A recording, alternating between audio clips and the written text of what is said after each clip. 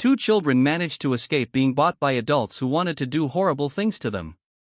Now, as adults, they are dedicated to seeking and hunting down those men who hurt them so much, eliminating them one by one and marking them with red-hot steel so that the whole world knows what they did, literally dismantling a network. This is the music video for a song by a DJ named Avicii, known for creating great songs and videos. However, everything ended in 2018 when he decided to erase himself, at least, that's the official version. There are those who speculate that the real reason for his death was the video we mentioned at the beginning. These people believe that the content of the video incriminated powerful individuals who, in revenge, took action. But this wasn't the only complicated situation in his life. Behind that young, ambitious, and vibrant face was a tired, sick, and broken man, according to those close to him, caused by a record industry that sought to squeeze every last penny he could generate. At the beginning of his career, he didn't do things for the money but for passion. That passion began in Stockholm, Sweden, in September 1989 under a grey and cold sky when Tim Bergling, known worldwide as Avicii, was born, someone who would become one of the most recognized DJs, producers, and composers in the world. Tim grew up in a creative family, surrounded by talent and, above all, a lot of love.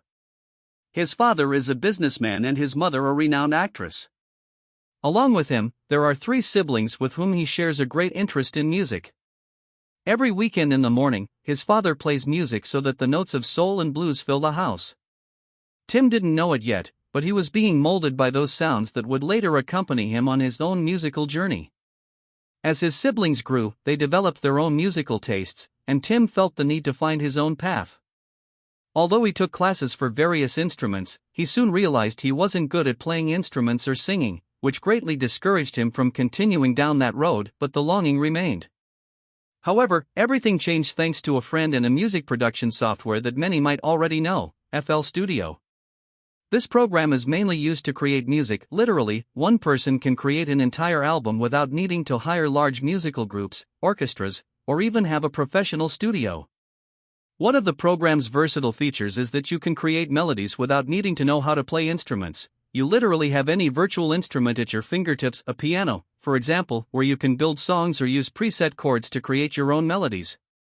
In this way, it's possible to create without having to memorize all the chords of an instrument. This surprised him since he didn't know something like that could exist, and it captivated him so much that he began experimenting with creating new sounds and mixing instruments. When Tim reached his teenage years, he attended one of the most prestigious high schools in his city, something that would offer him many opportunities in the future. However, he was so fascinated with what he could create from his imagination on this program that he often skipped classes with his friend to dedicate himself to making music. This, combined with his shy personality, became the perfect fusion for him to start creating and imagining his own world made up of his musical compositions. From these experimental sessions with FL Studio was born New Hope, one of his first deep house compositions, a subgenre of electronic music. He regularly uploaded this and other songs he had saved to internet forums to see if by chance someone would listen to them.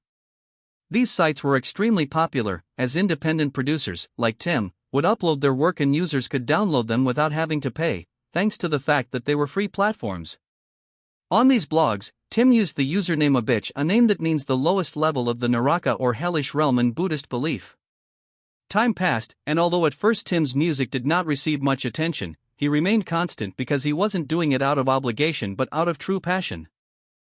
After a while, he managed to catch the attention of someone who would be key on his path to success, a slightly older guy named Arash Purnu, who worked as a producer and record manager.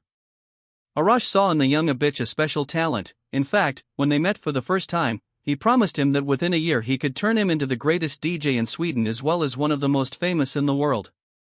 With this dream and promise in mind, the young man makes a proposal to his parents, to abandon his studies for a year to bet his life on music, promising that if it doesn't work out, he will go back to school and continue his life as if that crazy idea had never occurred.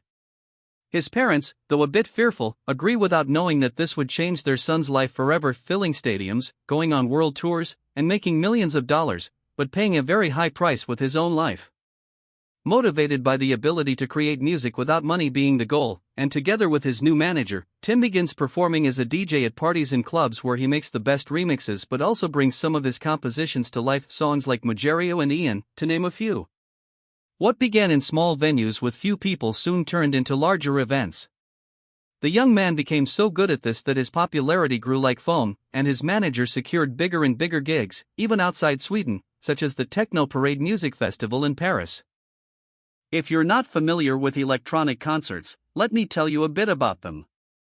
First, you need to understand that electronic music like Avicii has subgenres such as house, techno, trance, dubstep, drum and bass, among others. In these concerts, DJs perform live and, unlike other concerts where bands play instruments, here the DJ or producer is primarily responsible for mixing and playing tracks. Sometimes special effects are included, such as lights, LED screens, and projections that make the event a more immersive experience. In fact, there are large-scale events of this kind of music, such as EDC, Electric Daisy Carnival, Tomorrowland, and Ultra Music Festival, where fans of this genre enjoy many DJs over several consecutive days in an atmosphere of non-stop partying. Just as Ash promised, in a short time Avicii became one of the most prominent DJs in Europe. He even had a complete tour in several countries, capitalizing on this popularity. And in his spare time, while continuing to compose, he released, among other songs, Seek Bromance, a creation composed by him and his manager from scratch that contains a female voice. The song starts softly with an introduction of synthesizers that create a relaxed atmosphere but quickly builds energy, leading to a drop that makes anyone who listens feel many emotions. This song becomes a resounding success, reaching the #1 spot in some countries like the United Kingdom, giving Tim enough recognition to take a big step in his career, entering the American music scene, a scene that for a long time has been considered the most competitive of all.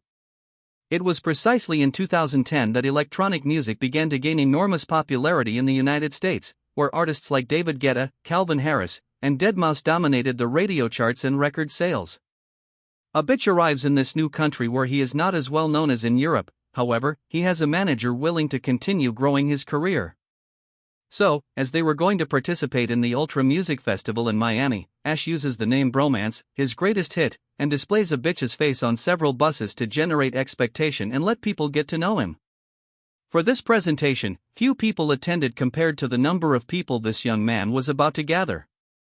Nevertheless, his appearance at the festival is a success because it earns him a mention in the New York Post, one of the most important newspapers in the United States.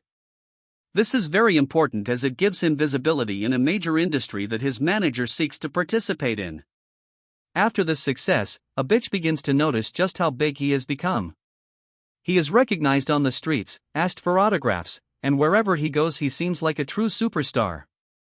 His stay in the United States is prolonged and, meanwhile, he continues attending concerts and creating more and more music. The following year, Avicii hits the bullseye by pouring all his creativity into a masterpiece that you've probably heard, titled Levels, a house genre song that overflows with energy and has a very catchy melody that anyone who has ever listened to it might recall. Along with the originality of the drop, it catapults him to unimaginable fame.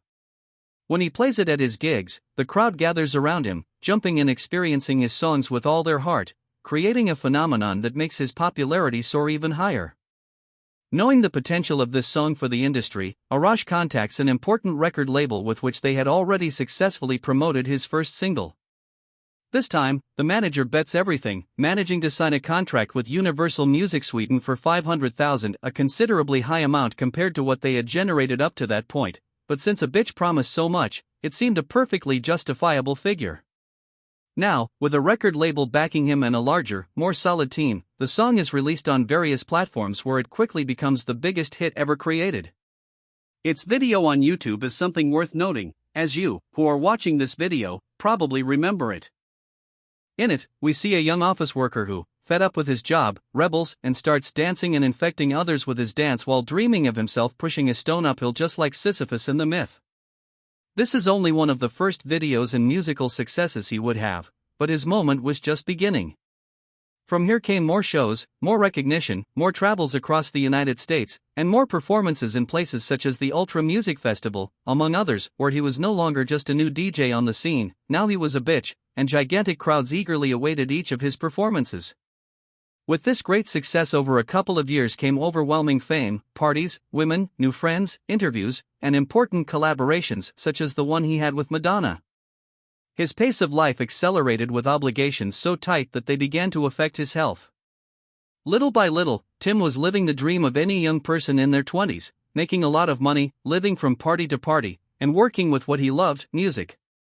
However, as we saw before, sometimes so much pressure brings with it an unhealthy lifestyle, and Avicii was no exception. The pace of life he led was demanding and came hand in hand with factors that gradually pushed him to consume alcohol at worrisome frequencies. At first, he drank occasionally, but over time it became a dangerous dependency. Now Tim had to live up to the expectations of the public and the record label, whose main goal was to generate huge profits, something that had never been Avicii's original purpose but now was part of his life. To give you an idea of the amount of work over these years, there were times when Avicii gave more than 100 shows a year. This, combined with the constant abuse of alcohol, the endless nights of sleeplessness from the shows, and all the energy this required, began to take a toll on his body and mind, to the point where he developed a disease called pancreatitis, which is normally associated with excessive alcohol consumption.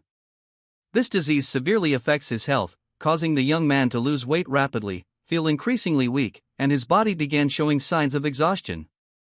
From this point, he faces chronic pain, and on one occasion, the pain becomes so intense that Tim is rushed to the hospital.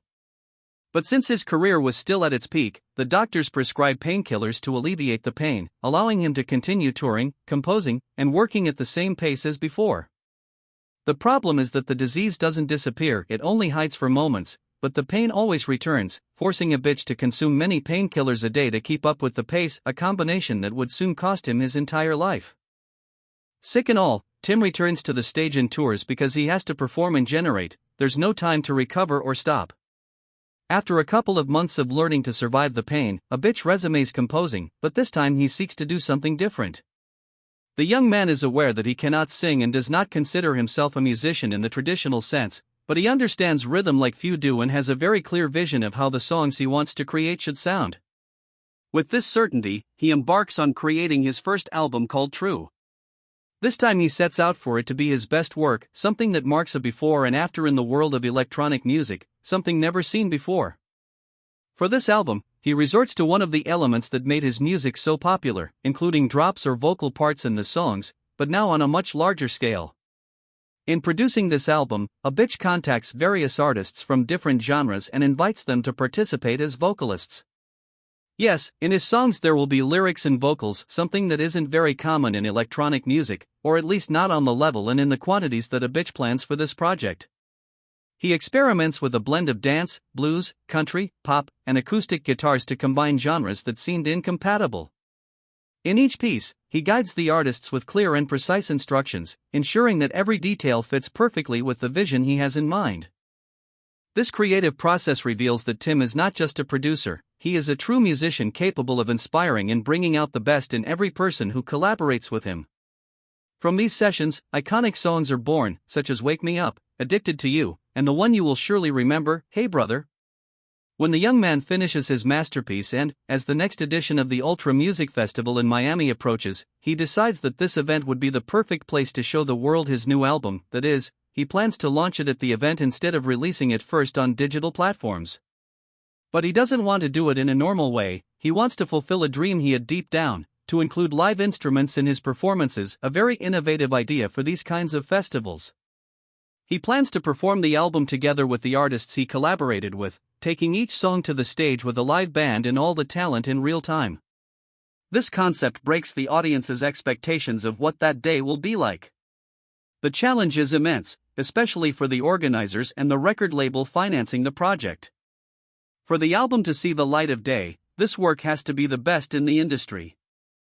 But putting on a live show at an electronic music festival implies a very high level of risk since there is no room for error. Every detail must be planned to perfection, from the band's synchronization to the quality of the sound in such a massive environment, and Tim does it fully trusting his vision.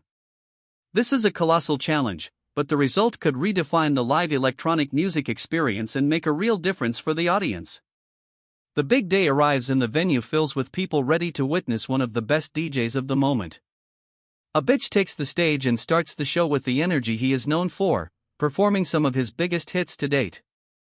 Everything seems to go according to plan until suddenly the stage goes dark and the music stops completely, leaving the crowd completely confused. Then a guest artist comes on stage and breaks the silence by performing the song Wake Me Up from his new album, without any backing track and completely a cappella, a risky decision that further puzzles the audience.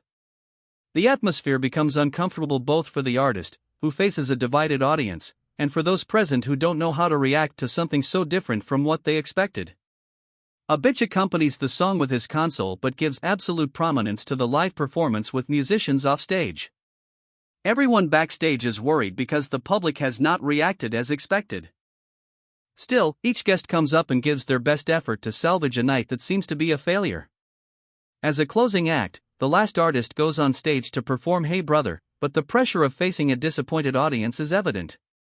The show ends, and social media lights up with negative and very harsh comments that completely tear apart the performance Avicii offered. Behind this is a Tim who is already under a lot of stress generated by the shows, and these comments end up leaving him in an even deeper emotional hole. This is even more so considering that it was an idea he had been very excited about creating. It was one of his dreams, after all. Still, Tim is aware that the songs on his album are very good, a thought he clings to stay afloat, hoping that the digital album will get a somewhat better response. As the days pass, the negative comments begin to lose strength, people listen to him, the criticisms turn positive, and the work begins to speak for itself. In just a few months, the album's songs explode in popularity. The risk was worth it. Already being recognized, this step even takes him to an even higher level. His album True becomes multi-awarded and recognized worldwide, and for many it even marks a golden age of electronic music. Songs like Hey Brother and Wake Me Up achieve great popularity. In fact, it seems that more money is invested in the music videos for these songs, where each one tells a different story, captivating his fans with every new release. This also contributes to them becoming hits on platforms like YouTube. This marks a turning point in the young man's career, as he breaks all the expectations one might have of an electronic music video. For example, Hey Brother tells the moving story of two brothers deeply united but separated by the tragedy of war. The older brother must leave to serve in the army and promises to return, but unfortunately loses his life in combat. With each new release, Avicii manages to capture his audience's attention by generating anticipation for the next story he will tell through his music videos. In Wake Me Up, two sisters who feel out of place in the small town where they live find a space where they can truly be themselves. That place is an Avicii concert where they discover a sense of belonging and freedom. These narratives, along with the touching and hopeful lyrics of his songs, allow Avicii to connect with his audience in a unique way. He offers much more than music. He creates a complete experience where the stories convey emotions and situations with which listeners can deeply identify. For this reason, both songs become the best-selling singles in numerous countries, consolidating his global impact and leaving a lasting mark in the world of music. From here on, Avicii receives one recognition after another, including a diamond certification for his debut album. He performs at the most famous electronic festivals in the world, and everything seems to be going exceedingly well in his career. After composing hit after hit, the record label is satisfied, and now many artists in the industry want a hit created by this musical giant. However, his illness, along with the overwhelming workload that his record label continues to impose on him, causes the pain he suffers to intensify. In an attempt to alleviate the situation, he undergoes surgery to remove his gallbladder and appendix. However, his dependence on painkillers only worsens. After his recovery, he returns to the studio intending to work on his second album, but the combination of physical and emotional problems begins to impact his creativity and well-being. Meanwhile, his ability to produce hits continues to be sought after by major artists. From this come several songs that you might have heard, such as A Sky Full of Stars, which he produced alongside Chris Martin for the band Coldplay in a record time of just half an hour. Despite his success, Avicii remains immersed in a cycle of tours that, at this point, he already detests.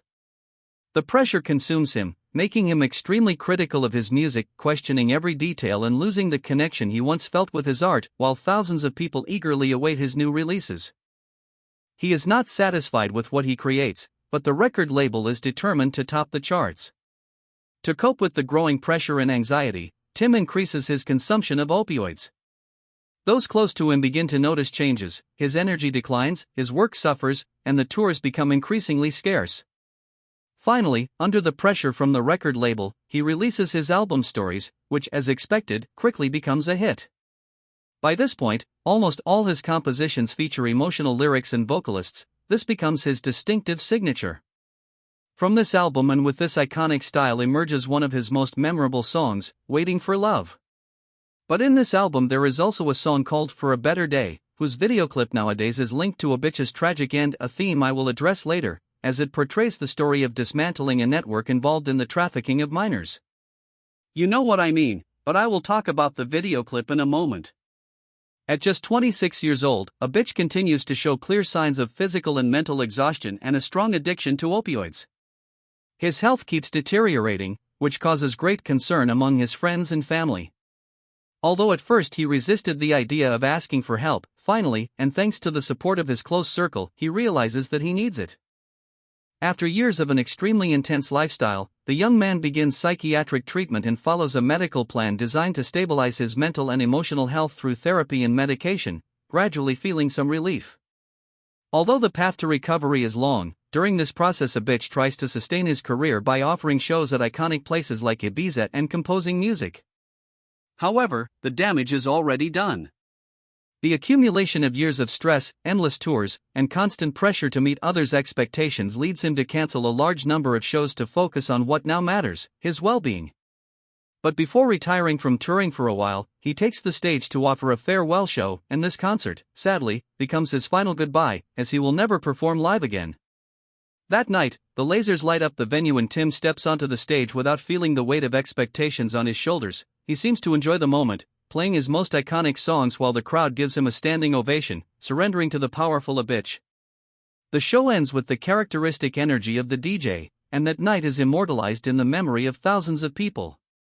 Tim embraces those who were fundamental on his journey, marking the end of one chapter and the beginning of another in his life, the moment to find himself again after so many tours and the burden of public life. He steps away from all of it, from his manager, and takes time to be with his family, travel the world, and visit quiet places where he can disconnect from the extreme hustle that was his life. He dedicates himself to rediscovering his love for the small things, the ones he had abandoned to please others. This change of pace seems to give him a personal and artistic rebirth. He feels freer than ever to create music without the constraints of fame or external expectations. For that reason, he reconnects with what he loves so much. He plays the piano, an instrument he had always adored, and begins experimenting with his voice, singing some of his own songs for the first time. This gives him hope that one day his music can be presented in this way, only with live instruments, leaving behind the consoles and getting even closer to the essence he always dreamed of conveying. A year after this new lifestyle, Tim releases Avicii 01, an EP that departs from the image Avicii had created for the public and shows the world a more authentic version that isn't tainted by expectations. The lyrics in this record are deeper, more introspective, and personal, as in Without You, a song that captures the emotional and spiritual growth he has experienced. This represents what could be Tim's return to music, but not as the DJ the world knew him as, rather as a complete artist ready to share his true vision with his audience. Both the record label and his fans are excited about the return of a great artist who now appears calmer and happier. However, this return will never come. The following year, while working on a third album in April 2018, during a visit to a place called Oman on the Arabian Peninsula, Tim Bergling, known worldwide as Avicii, makes the tragic decision to end his own life. This event shocks the entire world. The news spreads quickly and leaves millions of people in shock. His fans, who had followed him over the years and felt deeply connected to his music, cannot believe what is happening. His friends and family, who knew about Tim's personal suffering, are devastated by his loss, as are his collaborators in the music industry who saw in him an incomparable talent. A few days later, his family issues a statement saying, "Our dear Tim was a seeker, a fragile artistic soul who was searching for answers to existential questions, a perfectionist overwhelmed who traveled and worked at a pace that led to extreme stress. When he stopped touring, he wanted to find balance in life, to be happy and to do what he loved most, music. He couldn't go on and wanted to find peace."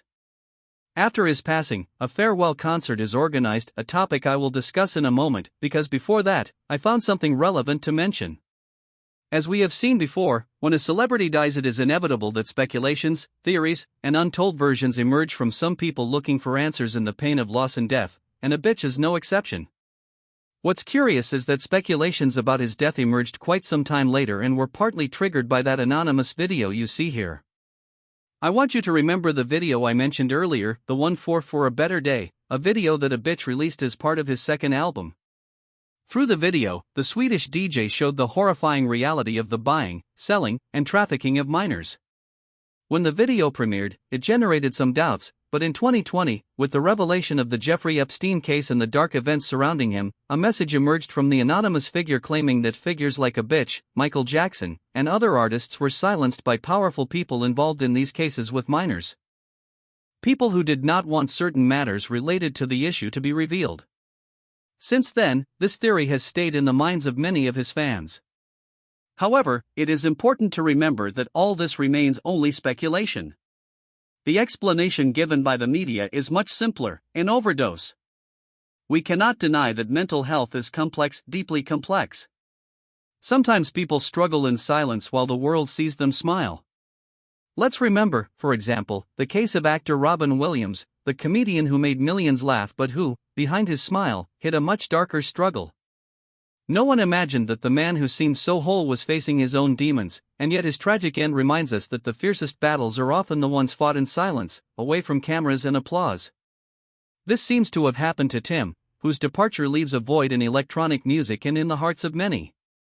Returning to the event I mentioned, it takes place at the Friends Arena in Stockholm, the heart of his homeland. That night, thousands of people attend. The artists closest to Tim, fellow electronic scene members, and personal friends gather on stage to pay tribute to him. Accompanied by a live orchestra in his honor, they perform the songs that defined his career, and all of this is presented in the same way Tim introduced these works to the music industry, with live artists and a unique combination of electronic and acoustic music.